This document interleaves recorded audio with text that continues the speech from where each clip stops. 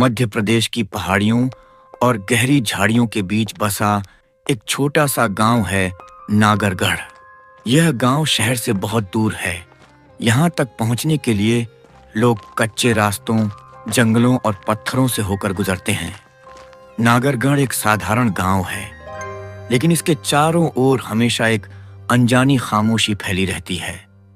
गांव के ज्यादातर घर मिट्टी और पत्थरों से बने हैं। छतें खपरैल की हैं और आंगन में लालटेन टिमटिमाती रहती हैं। यहाँ के लोग सीधे सादे हैं। खेती और जंगल से मिलने वाली चीजों से अपनी जिंदगी चलाते हैं। मनोरंजन के लिए न टीवी है, न रेडियो।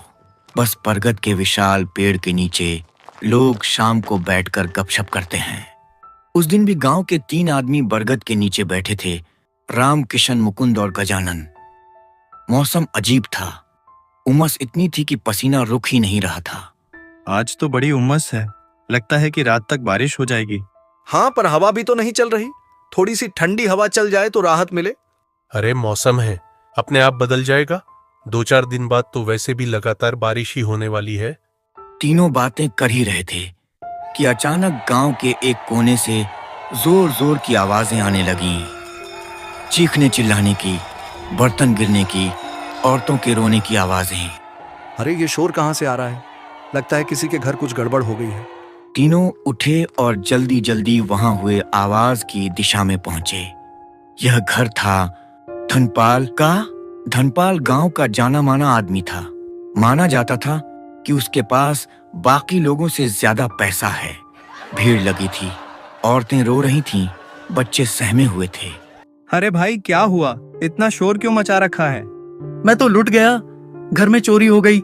मेरे सारे गहने, पैसा सब गायब। क्या चोरी? लेकिन कैसे? मैं बाहर वाले कमरे में था। अंदर से सामान गिरने की आवाज आई। मैं दौड़ा, लेकिन वहां कोई नहीं था। अलमारी खाली थी, न ताले टूटे, न कोई निशान। सब ऐसे गायब हो गया जैसे हवा में उड़ गया हो। भीड़ में खुसर पुसर शुरू हो गई। ये कैसे हो सकता है? किसी ने देखा नहीं? चोर इतना चालाक कैसे हो सकता है? गांव के लोग हैरान थे। यह पहली बार था जब ऐसी चोरी हुई थी। न कोई सुराख, न टूटा हुआ दरवाजा, लेकिन सामान गायब। ये तो बड़ी अजीब बात है। अब सबको सावधान रहना पड़ेगा। चोर अगर यहाँ चोरी कर सकता है तो बाकी जगह भी कर सकता है। उस रात लोग डरे सहमे अपने घर लौट गए, लेकिन उन्हें नहीं पता था कि यह तो बस शुरुआत थी। धनपाल के घर की चोरी ने पूरे गांव में खलबली मचा दी थी। लोग सोच रहे थे कि शायद यह एक बार की घटना होगी, लेकिन जल्द ही उनकी उम्मीदें टूट गईं। कुछ ही दिनों में एक और घर चोरी का शिकार बन गया। इस बार हरिनाथ खान का घर। हरिनाथ गरीब किसान था। उसके पास ज्यादा कुछ नहीं था, लेकिन जो थोड़ी बहुत बचत और खेत से आई अनाज की बोरी थी, सब गायब हो गया। अगर हरिनाथ जैसे गरीब का भी सामान चोरी हो सकता है तो अब कौन सुरक्षित है? ये कोई साधारण चोर नहीं है, ये कुछ और ही मामला है। अब गांव का माहौल बदल चुका था। पहले लोग रात को बरगद के नीचे बैठकर बातें करते थे, हंसते गाते थे, लेकिन अब अंधेरा होते ही सब अपने घरों में दुबक जाते। दरवाजे अच्छे से बंद, खिड़कियों पर कुंडी और लालटेन बुझाकर लोग डर डर कर सोने की कोशिश करते। लेकिन चोरी का सिलसिला थमने का नाम नहीं ले रहा था। हर कुछ दिन बाद किसी न किसी घर से सामान गायब हो जाता। डर सबसे ज्यादा इस बात का था कि कभी कोई ताला टूटा नहीं मिलता, न दीवार पर कोई सुराख होता, और न ही किसी ने कभी किसी को आते जाते देखा। ये इंसानी काम नहीं हो सकता, ये जरूर कोई भूत प्रेत है। अब बच्चे भी रात को घर से बाहर निकलने से डरने लगे।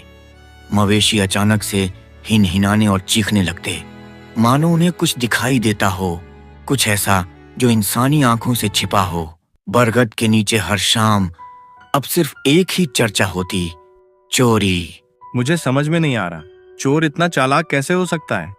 न ताला तोड़ता है, न दीवार काटता है, और न ही कभी दिखाई देता है। डर इसी बात का है। अगर ये इंसान होता तो अब तक पकड़ में आ चुका होता। ये जरूर कोई शैतानी काम है।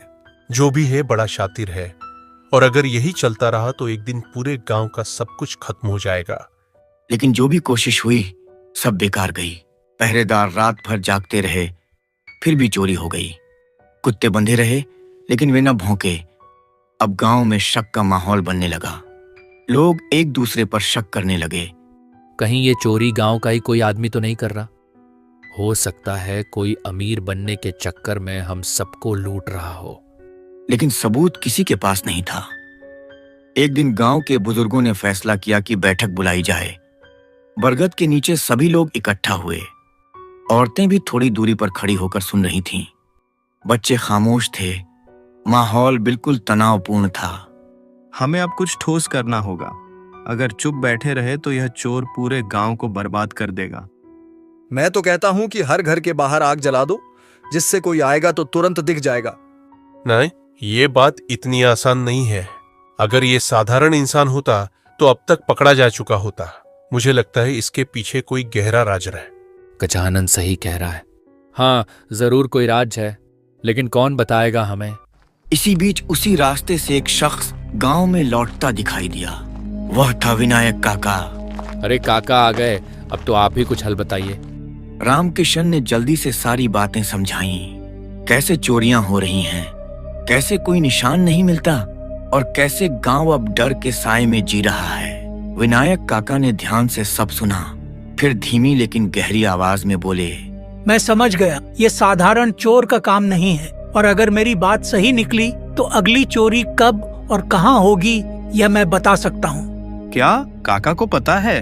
काका, आपको कैसे पता?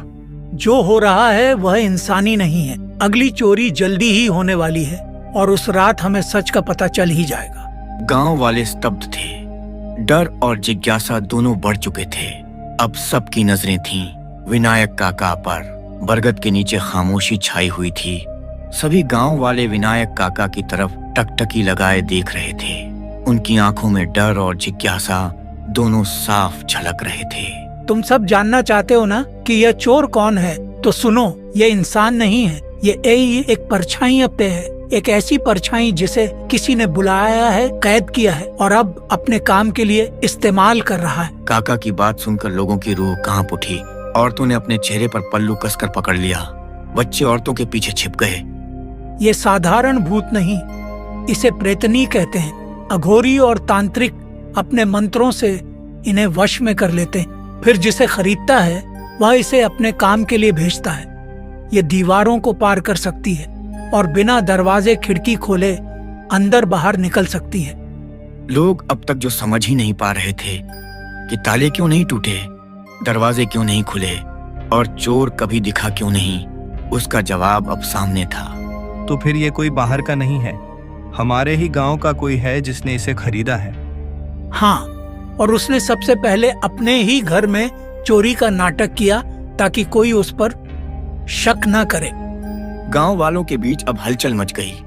सब एक दूसरे को शक भरी नजरों से देखने लगे। कहीं ये काम दिनेश का तो नहीं? नहीं, मुझे लगता है कि ये शंकर हो सकता है। कौन है वो?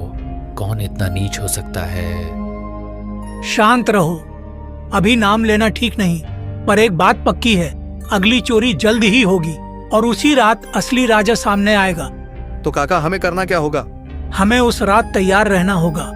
जब चोरी होगी तो ध्यान देना कि परछाई किस घर से निकलती हैं। याद रखना, परछाई सिर्फ उसी घर से बाहर आएगी जहां उसे कैद करके रखा गया है। गांव वाले सन्नाटे में थे।